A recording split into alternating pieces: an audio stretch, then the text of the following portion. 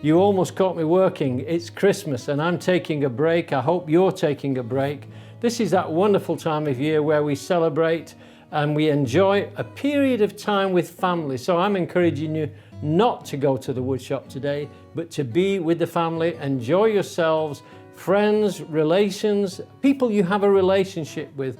Enjoy that period together. Take some time out, put yourself into other people's shoes and share your space with them wherever you can. That's what I'm going to do. I'm looking forward to this break. I need a break. I've been working hard for a year, so have you. So let's take a period here where we're together with our friends, family, associates, people we work with, people we love, people we care about, and then we'll have a nice period of relaxation, a Christmas period, and then we'll move into the new year, 2024. What a celebration I've got from 2023.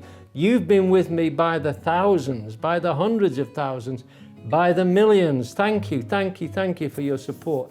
We still have a long way to go to get people into hand tool woodworking, but we're well underway. So have a wonderful Christmas, and I'll see you in 2024.